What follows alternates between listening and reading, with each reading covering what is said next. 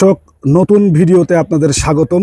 আপনারা দেখতে পাচ্ছেন যে এখানে রেলের একেবারে নতুন আমদানি করা কোচ ৭,২৪৪ নাম্বার একটি কোচ এবং এটি এসি চেয়ার। এই এসি চেয়ার অর্থাৎ এসি কোচ ঘন জঙ্গলে নিচে এখানে পড়ে আছে, অথচ বাংলাদেশে এসি ট্রেনের কোচের সংখ্যা অনেক কম এবং সেই কারণে কিন্তু যাত্রীদের ভোগান্তি অনেক। যাত্রীরা চাইলেও কিন্তু এসি কোচে ভ্রমণ করতে পারেন না। এর কারণ হলো যে সিট সংখ্যা অনেক কম। এই কোচগুলো ৭,০০০ সিরিজের কোচগুলো কেনা হয়েছে পদ্মা সেতু রেল লিঙ্ক প্রকল্পের আওতায় এবং সেগুলো আসলে কেনার পরে চীন থেকে আমদানি করা হয়েছে এবং সেটি চালানোর কথা ছিল এবং সেটি চলছিল। হয়তোবা এটা কোনো কারণে নষ্ট হয়েছে বা এটির কোনো যান্ত্রিক ত্রুটি দেখা দিয়েছে, তাই কমলাপুর রেল স্টেশনের যে লোকোশেড রয়েছে সেখানে এনে এগুলোকে ফেলে রাখা হয়েছে এবং সেটি মেরামতের নিশ্চয় উদ্যোগ নেওয়া হচ্ছে, কিন্তু এটি খোলা আকাশের নিচে পড়ে রয়েছে। আমরা একটু সামনে থেকে আপনাদেরকে দেখাতে চাই এগুলো আসলে কতদিন থেকে পড়ে থেকে নষ্ট হচ্ছে। দর্শক, দেখতে পাচ্ছেন একেবারে ট্রেনের যেটি রাখা হয়েছে নতুন কোচ, তার রং এবং কালার এবং এটি দেখলেই আপনারা বুঝবেন যে একেবারে নতুন কোচ, অথচ কি কতদিন আগে ফেলে রাখলে তার উপরে এমন জঙ্গল জন্মাতে পারে সেটি আসলে সহজেই অনুমান করা যায়। তার যে চাকা এখানে ঘন জঙ্গলে ঢেকে গেছে এবং এই কোচ ট্রেনটিতে শীতাতপ নিয়ন্ত্রিত কোচ অর্থাৎ এসি ট্রেন। আমি এখানে দেখতে পাচ্ছি যে এইখানে অন্তত 3টি কোচ রয়েছে এরকম পড়ে রয়েছে, যার মধ্যে একটি স্লিপার কোচ অর্থাৎ এসি বার্থ, রাতের বেলা বা দিনের রাতের বেলাতে শুয়ে যাওয়ার জন্য যে কোচ আমরা দেখি সেটি একেবারে নতুন কোচ আমদানি করা হয়েছে কিছুদিন আগে, অথচ আমরা ট্রেনের সিটের অভাবে আমরা চলাচল করতে পারি না। আমরা লাইনের পর ঘন্টার পর ঘন্টা লাইনে দাঁড়িয়ে থেকেও টিকিট পাচ্ছি না।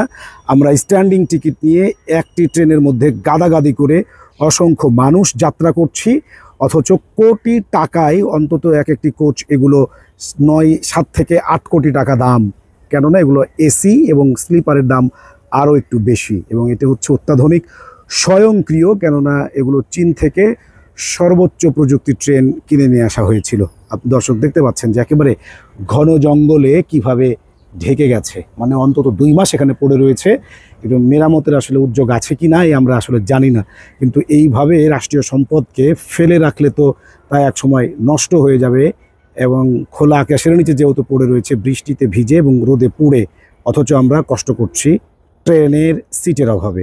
আরও কাছে গিয়ে দেখাতে চাই আরেকটু, এই ট্রেনটি এখানে পড়ে থাকার ব্যাপারে রেল হয়তো যুক্তি দিতে পারে যে তারা এখানে মেরামতের জন্য নিয়ে এসেছে, হতে পারে, কিন্তু মেরামতের জন্য নিয়ে আসলে কতদিন এভাবে রাষ্ট্রীয় সম্পদ খোলা আকাশের নিচে পড়ে থাকলে জঙ্গলে তা ছেয়ে যেতে পারে, সেটি একটি বড় প্রশ্ন। তার মানে আন্তরিক নয় তারা এটিকে মেরামতের ক্ষেত্রে। তার পাশেই পড়ে রয়েছে ৭,১২৭ নাম্বার এসি স্লিপার। এটি আসলে আপনারা দেখলে বুঝবেন যে একটি এসি স্লিপার আসলে একেবারে নতুন ঝকঝকে। সেটি ওই পদ্মা সেতু রেল লিঙ্ক প্রকল্পের আওতায় কেনা হয়েছে এবং সেটি আসলে যাত্রীদেরকে সেবা দেওয়ার কথা। স্লিপার মানে সবথেকে বাংলাদেশ রেলের এখন পর্যন্ত সবথেকে বেশি দামে বিক্রি হওয়া এবং রাজকীয় স্লিপার, কিন্তু আসলে এটি দেখেন কতদিন ধরে পড়ে থাকলে এটির গায়ে এই ধরনের জঙ্গল বাসা বাঁধে এবং বেয়ে ওঠে, তা আসলে ভাবার বিষয়। অর্থাৎ নতুন ট্রেন, কিন্তু সেটিকে অবহেলা অযত্নে তারা নষ্ট করছেন। এটিকে মেরামতের কোনো উদ্যোগ দেখছি না এবং অন্তত 2 মাস পড়ে আছে বলে এখানে আমরা জানতে পেরেছি। আর আমাদের যাত্রীরা আমরা এগুলোকে ঠিকঠাকভাবে মেরামত করে অন্তত রেল লাইনে যদি দেয়া। দর্শক বুঝতে পারছেন লেখা আছে এটি পাওয়ার কার, এটিও ওই ৭,০০০ সিরিজের যে কোচ তার সঙ্গে এটিও চীন থেকে আমদানি করা হয়েছে। আন্তনগর ট্রেনের পাওয়ার কার, অর্থাৎ এখান থেকে ট্রেনের যে ইলেকট্রিসিটি থেকে শুরু করে ট্রেন পরিচালনার ক্ষেত্রে যাবতীয় যে লাইটিং এবং জেনারেটর যেখান থেকে বিদ্যুৎ উৎপন্ন করে সে কার এটিও কিন্তু দীর্ঘদিন এখানে পড়ে থেকে নষ্ট হওয়ার উপক্রম হয়েছে।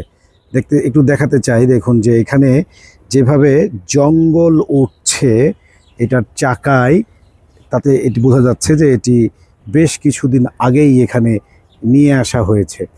অর্থাৎ এই নতুন কোচগুলোকে এবং যেগুলো কিছুটা রিপেয়ার করেই আসলে আবার লাইনে দিয়ে চালানো সম্ভব, সেগুলোকে আসলে রক্ষণাবেক্ষণের জন্য রেলের পক্ষ থেকে কোনো উদ্যোগ নেই।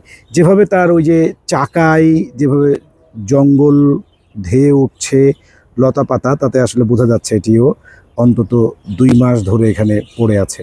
খোলা আকাশের নিচে এরকম রেলের একটি সেনসিটিভ একটি পাওয়ার কার পড়ে রয়েছে নতুন, কিন্তু তা সংরক্ষণ করে তা মেরামতের কোনো উদ্যোগ নেই এবং সেটিকে ভালোভাবে একটি শেডের নিচে রাখার মতো উদ্যোগ নেই রেলের, যে কারণে এইভাবেই নতুন কেনা কোচ নষ্ট হওয়ার পথে।